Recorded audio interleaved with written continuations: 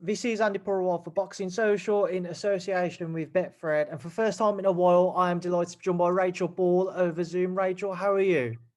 Yeah, things are looking better. Things are looking good. Yeah, I'm positive I'm going to be making a recovery.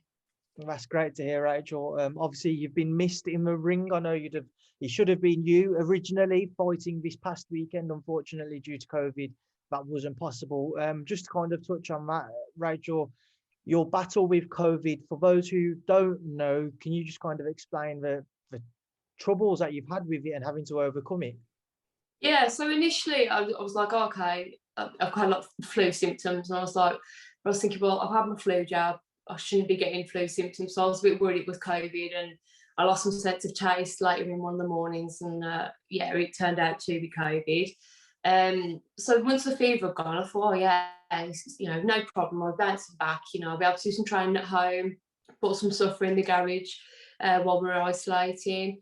And yeah, things just didn't really get better. It's good days and bad days, very much so. And you just never know how you're going to feel from one day to the next, really. It's the headaches for me that have been the most debilitating. Like just not being able to move, like out of bed for about an hour just to get out of bed. It's been proper rubbish like that. Yeah, so I'm just looking forward to recovering, and hopefully now with this therapy that I'm having, I'm just going to get better each day now. We spoke on the phone. It must have been probably 3 or 4 weeks ago. It was only a brief chat. At the time, I think it was around the time just before you'd had to pull out of the fight officially with Shannon. Kind of battling COVID, Rachel, how has it affected your normal routines? What have you been unable to do? What have you still been able to do? Oh, it's affected me massively. I've just had to adapt, and if I didn't, I knew I'd just get like depressed, to be honest. So yeah, I mean, sometimes I haven't been able to do my housework or anything, or even take my dog a walk. I love to take my dog a walk. I love to go and see, just the countryside and stuff. I love it. So yeah, in terms of exercising, that, like, there was a couple of days where I managed to do a little bit, and then the next day it would absolutely wipe me out. And I was like, once I realised what was happening, I was like, I can't exercise like to any cardio extent, really. Could do a little bit of weights, but it was when my heart rate started getting up, really, that my head was just pounding, and it was just too much, and it would catch up with me either then or the next day.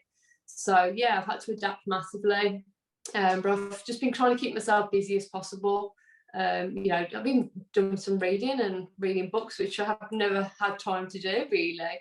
So yeah, it has impacted me a lot. Like, not being able to train twice a day is crazy for me, really. So yeah, I'm looking forward to getting back into those routines of training lots and getting back into shape and that. Let's touch on that, Rachel. Obviously, on your road to recovery, getting back to it now, kind of early stages so far, but what have you been doing? How have you been feeling your way back into the sport? So I've been doing little bits of what I can, but yesterday I started my treatment in a hyperbaric chamber, so oxygen therapy, and I'll be receiving that Monday to Friday this week and next week, and hopefully I should be okay then. So yesterday I was like, I'll go to the gym, see what I can do.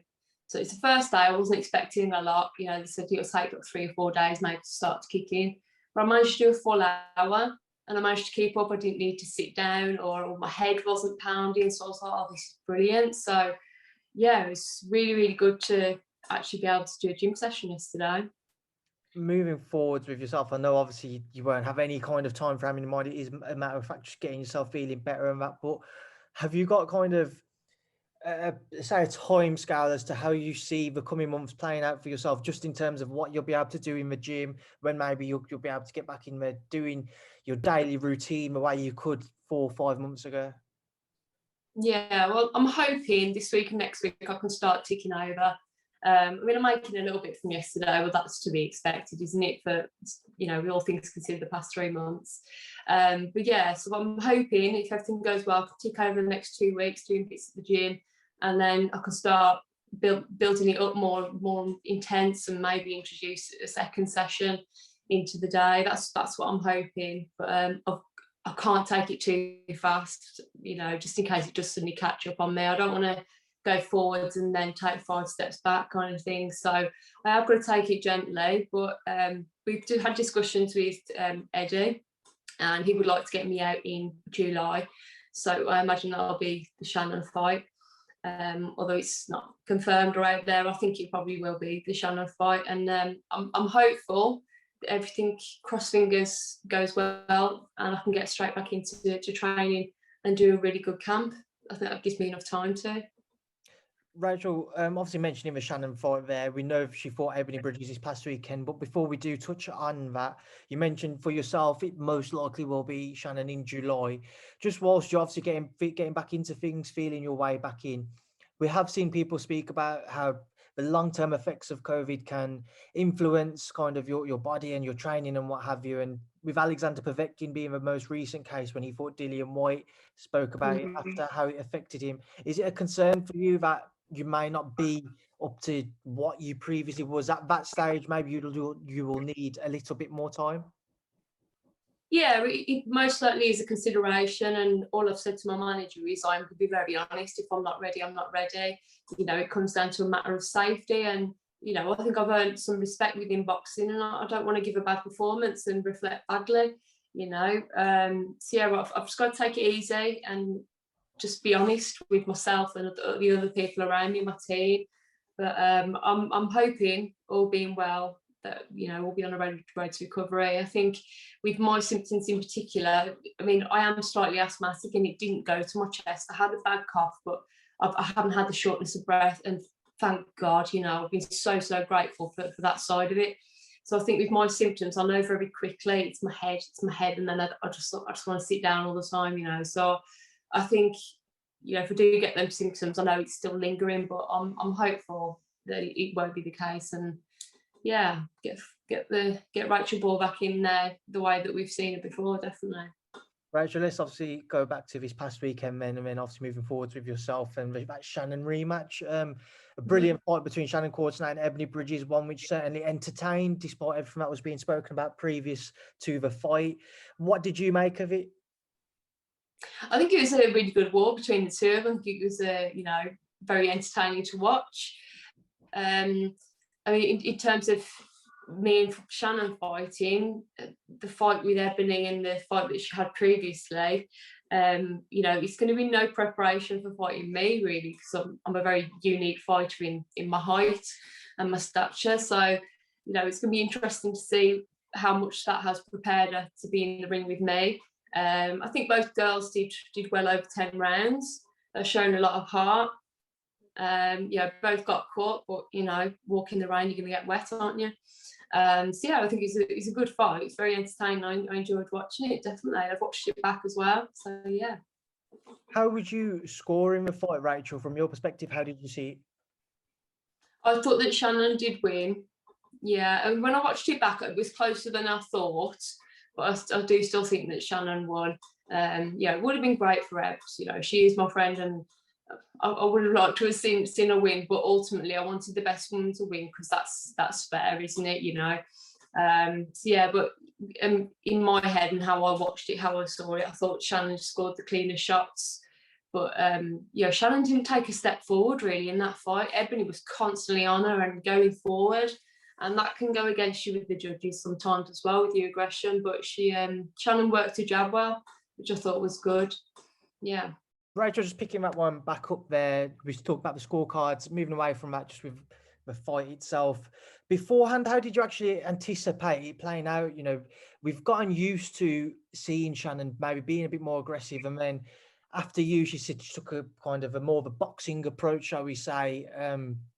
Was that what you anticipated from her bout with Ebony, or did you expect her to come forwards a bit more, look to be more aggressive? I hadn't really thought about it like that, really. But yeah, to be fair, so she did box more, which was clever of her, and it was effective. But it was, I felt like I knew what Shannon was about and what we could expect from it. It was Ebony that I didn't know what we were going to get from her because we'd seen so little from her. But yeah, I thought Shannon did well in terms of my expectations. I thought she was going to be the cleaner fighter of the two for me. A bit more experience, and she tends to.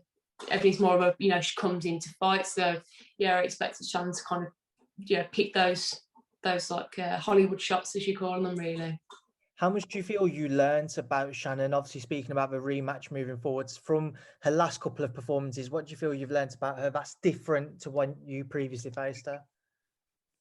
That's a good question. Let me have a think.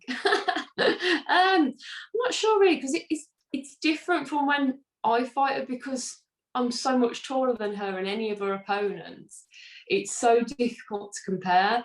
But I think she's going to be more prepared for more rounds, which is going to be good. And it'd be good to see what her engine's like in rounds 8, 9, and 10 against me. So I'm usually very, very fit and go well over the longer rounds. So that'll be interesting to see how she fares against me in the later rounds of a 10-round fight. What would have been your personal preference on Saturday? Would you have rather have seen Shannon win as she did, or would you have rather have had Ebony win in terms of your own career? You were set up to face the winner. What would you have preferred? I've always said let the best woman win, because that's the fairest thing to do. I don't want to see anyone on the hand of a bad decision. But I would like to fight Ebony. I think that'd be a fun fight. It'd be good because I love a tear up. She loves a tear up, so I think it's a good match. And I've already been there and done that with Courtney, but obviously the demand is to see a rematch. So I'm happy to do that. And it'd be great to share a ring with Ebony. I'd love to share a ring with her in the future. I think that's one of the biggest positives that certainly Ebony can take away from it all, that because she did produce such a rugged and a tough display, and she still entertained everyone, she will still get more opportunities moving forwards. Oh yeah, massively. I mean, her social media following has gone through the roof, just over the last few weeks. It's only been going to be good things for her. People have, not only found out who she is if they didn't know before, but seen what she's about in terms of, yes, I've got fake boobs, but yeah, I'm a maths teacher. I'm also very intelligent, and yeah, I like to tear it up on there. And fair play to her. She conducted herself well all week, and she gave a great performance. So she showed everyone what she's about. She showed that she's got a great heart. And you know what? You might not always get the win in a fight, but I think if you show great heart, I think you win over a lot of people with that heart. Definitely, in the respect. One final thing I just want to touch on before I leave you to shoot off, Rachel. May 1st. Katie Taylor, Natasha, Jonas. Your thoughts? Yeah, I mean, I watched their amateur fight, thinking, maybe I'll be able to see about how they are together, how they fight, and maybe form some kind of basis in my head of what the fight's going to be like. It gave me no indication about what the fight's going to be like, because they were proper amateur styles. So I was like, okay, right, I haven't got a clue what's going to happen, really. I think it's been very, very difficult to take Katie's off her. Very, very difficult. But I think Tasha's going to be a really, really game opponent. Maybe she'll give us some difficulties because she's a southpaw as well. But she also hits really hard. She does hit really hard, Tasha does. So yeah, I don't know how to call it, but I know it's going to be very difficult to take the O off the Golden Girl. Everyone loves Katie, me included, and it's going to be really difficult to take her off. I can't wait for that fight. When I saw it, I was like, yes, brilliant fight. Cannot wait to see it. I mean, I remember when I went to spar Tasha when I first turned pro, and she absolutely schooled me because I was clueless, to be honest with you. I was really rubbish at the time. And like their thought was like, yeah, end of the year we'll fight Katie, and obviously that never transpired. But now it's actually happening. That's brilliant, really brilliant fight. And yeah, I hope they get all the views and all the excitement around it, because it definitely deserves it.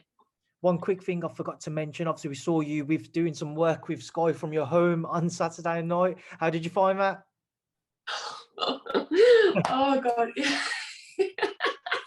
Oh, it was funny because I had my Insta live going as well. I was like, I'll make up to chat to people. People can see my reactions watching the fight. And then this troll popped up and he was calling me a bum dosser. or something like that. I think he's a bum dosser or something. He was just a troll and he was just like abusing me. So I was trying to kick him out of my live chat, and then Sky kicked in and it was really delayed. So all you could see is me like this. I was like, no. Yeah, because I was watching their live from them. So it got a little bit glitchy during the fight. So I was like, I couldn't quite tell what was happening, and so I had to watch it again to make like a fair decision, to be fair, about how I thought they did. But yeah, it was terrible because it was, well, it wasn't terrible, but like it wasn't live. It was like 5 seconds behind, so I went to like wave and they'd already moved on. I was like, oh no. So yeah, classic Rachel moment. Yeah. Right, Rachel, it's a pleasure to catch up with you. I wish you nothing but the best in kind of your continued recovery towards the boxing ring. I want to leave a final word to yourself for everybody who will continue to support you and everybody looking forward to following your journey and seeing you back. What would you like to say to them? I can't thank the people enough for the support that I've had over the last, wherever I did that video and whenever it was announced that my fight was going to be, I was pulling out. So I can't thank everybody enough for their compassion and love, and their, you know, just how brilliant the fans have been. I can't believe how wonderful and kind everyone has been, and honestly, from the bottom of my heart, thank you. I honestly didn't expect it. So yeah, let's get. It's one of my incentives to get back in the ring is for the fans as well, 100%. Rachel, as I say, it's a pleasure to catch up with you. I look forward to speaking to you again soon. Thank you for your time today, and thank you for being on Social. Take care. Bye.